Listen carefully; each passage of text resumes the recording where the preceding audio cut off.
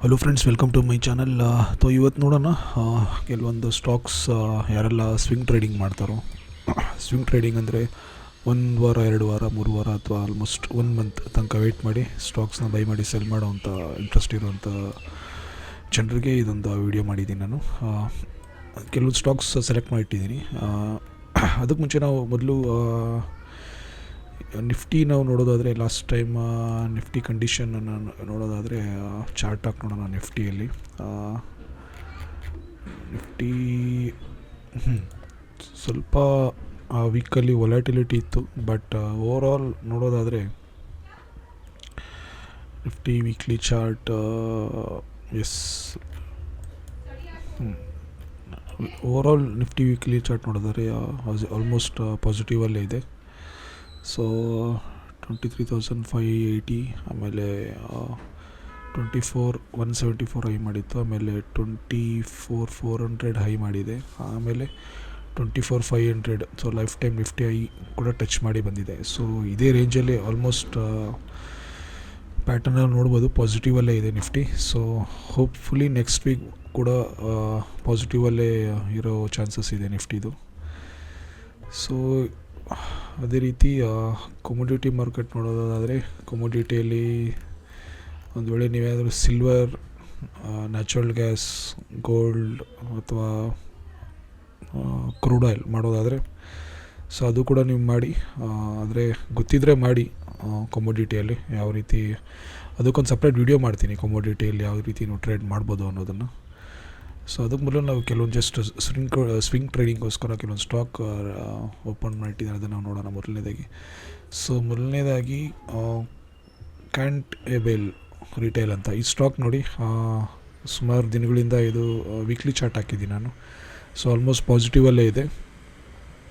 So ಈ ವೀಕಲ್ಲಿ ನೋಡಿ, ಇದು ಜೂನ್ ಮಂತಲ್ಲಿ ನೋಡುವಾಗ 251 ಹೈ ಮಾಡಿತ್ತು. ಆನಂತರ ಜುಲೈ ವೀಕಲ್ಲಿ ನೋಡಿದ್ರೆ 279 ಹೈ ಮಾಡಿದೆ. ಮತ್ತು ಇವಾಗ ಪ್ರೆಸೆಂಟ್ ಇದೇ ಜುಲೈ ಇದೇ ಮಂತಲ್ಲಿ ಲಾಸ್ಟ್ ವೀಕ್ ನೋಡುವಾಗ ನಾವು ಸೊ ಲಾಸ್ಟ್ ಫ್ರೈಡೇ 294 ಹೈ ಮಾಡಿದೆ. ಸೊ ಇಲ್ಲಿ ನೋಡಿ, ಹೈ ಕೂಡ ಇದು 2022 ಸೆಪ್ಟೆಂಬರ್ ಮಂತದ ಹೈ ಬ್ರೇಕ್ ಮಾಡಿದೆ. ಆಲ್ಮೋಸ್ಟ್ 293 ಹೈ ಬ್ರೇಕ್ ಮಾಡಿದೆ. ಸೊ ನನ್ನ ಪ್ರಕಾರ ಇದು ಇನ್ನೂ ಮೇಲೋಗೋ ಚಾನ್ಸ್ ಇದೆ. 1 ವೀಕ್ 2 ವೀಕ್ಸ್ ಅಥವಾ 3 ವೀಕ್ಸ್ಗೋಸ್ಕರ ನೀವು ಈ ಸ್ಟಾಕ್ ಬೇಕಾದ್ರೆ ಬೈ ಮಾಡ್ಬೋದು. ಸೊ ಈ ರೇಂಜಲ್ಲಿ ನೀವು ಬೈ ಮಾಡಿದ್ರೆ ಕಂಟಿನ್ಯೂಸ್ ನೋಡಿ 2 ತಿಂಗಳಿಂದ ಪಾಸಿಟಿವಲ್ಲೇ ಇದೆ. ಸೊ ಈ ರೇಂಜಲ್ಲಿ ನೀವು ಬೈ ಮಾಡೋದಾದರೆ ಡೆಫಿನೆಟ್ಲಿ ಇದೊಂದು 300, 320, 340 ಹೋಗೋ ಚಾನ್ಸಸ್ ಇದೆ. ಸೊ ಸ್ವಿಂಗ್ ಟ್ರೇಡಿಂಗ್ಗೋಸ್ಕರ. ಆ್ಯಂಡ್ ವಾಲ್ಯೂಮ್ ಕೂಡ ನೀವು ನೋಡಿ, ಕಂಟಿನ್ಯೂಸ್ ವಾಲ್ಯೂಮ್ ಇನ್ಕ್ರೀಸ್ ಆಗ್ತಾ ಬಂದಿದೆ. ಸೊ ಲಾಸ್ಟ್ ವೀಕಲ್ಲಿ ನೋಡಿ ಹೆವಿ ಬೈ ಆಗಿದೆ. ಸೊ ಅದರಿಂದ ಇದು ಗ್ರೀನ್ ಪ್ಯಾಟರ್ನ್ ಇಲ್ಲೇ ನಾವು ನೋಡ್ಬೋದು ವಾಲ್ಯೂಮ್ದು ಕ್ಯಾಂಡಲ್ಲು. ಸೊ ಅದೇ ಥರ ಇನ್ನೊಂದು ಸ್ಟಾಕ್ ಇದೆ, IFCI. ಇದು ಕೂಡ ನೋಡಿ ಕಂಟಿನ್ಯೂಸ್ ಪಾಸಿಟಿವಲ್ಲೇ ಇದೆ. ಈ ರೇಂಜಲ್ಲಿ ನೋಡುವಾಗ 64, ಇದು ಒಂದು ಆಲ್ಮೋಸ್ಟ್ ಪ್ರೈಸ್ ಕಡಿಮೆ ಇದೆ ಇದ್ರದ್ದು. ಬಟ್ ಅದು ನೀವು ಕನ್ಸಿಡರ್ ಮಾಡ್ಬೋದು.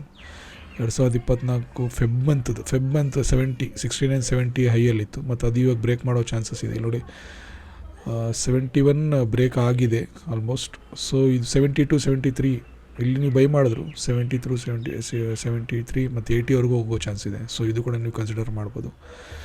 ಒಂದು ವೇಳೆ ಬೈ ಮಾಡಿದ್ರು 8ರಿಂದ 10% ಸ್ಟಾಪ್ ಲಾಸ್ ಹಾಕ್ಕೊಳ್ಳಿ ಕೆಳಗಡೆಗೆ. ಸೊ ಅದೇ ರೀತಿ ಇನ್ನೊಂದು ಸ್ಟಾಕ್ ನಾವು ನೋಡೋಣ, ಮನ್ನಾಪುರಂ ಫೈನಾನ್ಸ್. ಸೊ ಇದು ಕೂಡ ನೋಡಿ ಕನ್ಸಿಸ್ಟೆಂಟ್ಲಿ ಪಾಸಿಟಿವಲ್ಲೇ ಹೋಗ್ತಾ ಇದೆ. ಇಲ್ಲಿ ನೋಡಿ ಜೂನಲ್ಲಿ 214 ಹೈ ಮಾಡಿತ್ತು. ಆನಂತರ ಜುಲೈ ಮಂತಲ್ಲಿ ನೋಡುವಾಗ 225 ಹೈ ಮಾಡಿದೆ. ಸೊ ಆಲ್ಮೋಸ್ಟ್ 10-15 ರೂಪಾಯಿ ಮೇಲೆ ಹೋಗಿದೆ ಇದು. ಸೊ ನನ್ನ ಪ್ರಕಾರ ಇಲ್ಲಿ ನೋಡುವಾಗ 2021 ಹೈ, 2021ರಲ್ಲಿ 224 ಹೈ ಮಾಡಿತ್ತು. ಸೊ ಅದೇ ಇವಾಗ 224 ಹೈ ಬ್ರೇಕ್ ಮಾಡಿದೆ. ಸೊ ನನ್ನ ಪ್ರಕಾರ ಇದು ಇನ್ನೂ ಮೇಲೆ ಹೋಗೋ ಚಾನ್ಸ್ ಇದೆ. 240-250 ಹೋಗೋ ಚಾನ್ಸಸ್ ಇದೆ. ಸೊ 8 ಅಥವಾ 10% ಸ್ಟಾಪ್ ಲಾಸ್ ಕೆಳಗಡೆ ಹಾಕ್ಕೊಂಡು ಇದನ್ನು ಕೂಡ ನೀವು ಸ್ವಿಂಗ್ ಟ್ರೇಡಿಂಗ್ಗೋಸ್ಕರ ಯೂಸ್ ಮಾಡ್ಬೋದು. ಇನ್ನೊಂದು ಸ್ಟಾಕ್, ಲಾಸ್ಟ್ ಸ್ಟಾಕು ವಾನ್ಬರಿ ಅಂತ ಸ್ಟಾಕು. ಇದು ಕೂಡ ನೀವು ವಾಲ್ಯೂಮ್ ನೋಡೋದೇ ನೋಡಿ ಕನ್ಸಿಸ್ಟೆಂಟ್ಲಿ ಜನವರಿಯಿಂದ ವಾಲ್ಯೂಮ್ ಇಂಕ್ರೀಸ್ ಆಗ್ತಾ ಬಂದಿದೆ. ಸೊ ಲಾಸ್ಟ್ 2 ವೀಕ್ಸಲ್ಲಿ ಕೂಡ ತುಂಬ ಜನ ಪರ್ಚೇಸ್ ಮಾಡಿದ್ದಾರೆ. ಇಲ್ಲ ಇದು ನೋಡುವಾಗ 158 ಜುಲೈಯಲ್ಲಿ 169 ಹೈ ಇದ್ದಿದ್ದು, ಆನಂತರ 183 ಹೋಗಿದೆ, ಆಲ್ಮೋಸ್ಟ್ ₹20 ಮೇಲೆ ಹೋಗಿದೆ. ಸೊ ನನ್ನ ಪ್ರಕಾರ ಇದು ಇನ್ನೂ 200 ಅಥವಾ 220, 230 ಈ ಥರ ರೀಚ್ ಆಗ್ಬೋದು ಸ್ವಿಂಗ್ ಟ್ರೇಡಿಂಗೋಸ್ಕರ. ಈ ಸ್ಟಾಕ್ಸ್ ನೀವು ಕನ್ಸಿಡರ್ ಮಾಡಿ. ಸೊ ಇದೇ ರೀತಿ ನೀವು F&O ಫ್ಯೂಚರ್ ಆ್ಯಂಡ್ ಆಪ್ಷನ್ಸ್ ಮಾಡೋದಿದ್ರೆ ಅದ್ರ ಬಗ್ಗೆನೂ ಕೆಲವೊಂದು ವೀಡಿಯೋಗಳು ಮಾಡ್ತೀನಿ. ಈಗ ಪ್ರೆಸೆಂಟ್ ವೈರಲ್ ಆಗಿರುವ ನ್ಯೂಸ್ ಅಂತಂದರೆ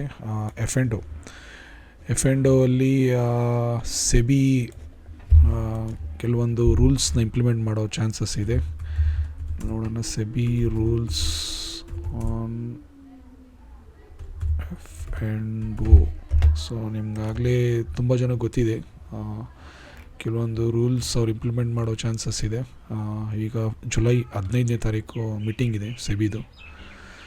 ಸೊ ಅದರಲ್ಲಿ ನೋಡ್ಬೋದು ಇಲ್ಲಿ F&O trading SEBI panel suggestion ₹20 to 30 lakhs. So ಈಗ ಬ್ಯಾಂಕ್ ನಿಫ್ಟಿ ಮಾಡುವಂಥ ಆಪ್ಷನ್ಸ್ ಟ್ರೇಡರ್ಸ್ ಅಥವಾ ಫ್ಯೂಚರ್ಸ್ ಟ್ರೇಡರ್ಸ್ ನೋಡುವಾಗ ಸಿಂಪಲ್ ನೋಡೋದಾದರೆ ನೋಡಿ, ಈಗ ಪ್ರೀಮಿಯಮ್ 700 ಇದೆ ಬ್ಯಾಂಕ್ ನಿಫ್ಟಿದು ಕಾಲ್ ಆಪ್ಷನ್ನು ಜುಲೈ ಮಂತದ್ದು. ಸೊ ಪುಟ್ ಆಪ್ಷನ್ 700 ಇರೋದಾದರೆ ಈಗ ಮೊದಲು ಅಂದರೆ 15 ಬ್ಯಾಂಕ್ ನಿಫ್ಟಿ 15 ಒಂದು ಲಾಟ್ ಸೈಜ್ 15 ಇತ್ತು. 15 ಇಂಟು 700 ಎಷ್ಟಾಗುತ್ತೆ? ಬರೀ ₹10,500 ಒಂದು ಲಾಟಿಗೆ ಇದ್ದಿದ್ದು.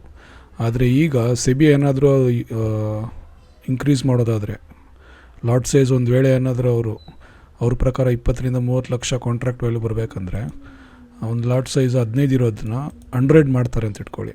100 lot size 100 into premium bank Nifty premium 50 to 200 call option premium 700 ಇದೆ ಇಂಟು 70,000. ನೋಡಿ, ಒಂದು ಲಾಟ್ಗೆ ಒಂದೇ ಒಂದು ಲಾಟ್ ಬರೀ ₹10,000 ನಾವು ಕೊಡ್ತಾ ಇದ್ದವರು ಇವಾಗ ಒಂದು ಲಾಟ್ಗೆ 70,000 ಮಾಡ್ಬೋದಾದರೆ, ಒಂದು ವೇಳೆ ಎಗ್ಜಿಂಗ್ ಮಾಡೋರು ತುಂಬ ಜನ ಇದ್ದಾರೆ.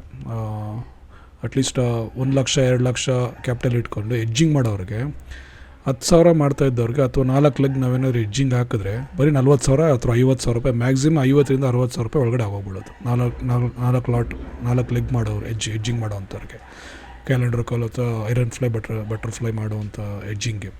ಅದೇ ಇವಾಗ ಏನಾದರೂ ಒಂದು ಲಾಟಿಗೆ ಬರೀ ಒಂದೇ ಒಂದು ಲಾಟ್ಗೆ 70,000 ಆಗೋಗ್ಬಿಟ್ರೆ 4 ಲಾಟ್ಗೆ ಎಷ್ಟಾಯಿತು?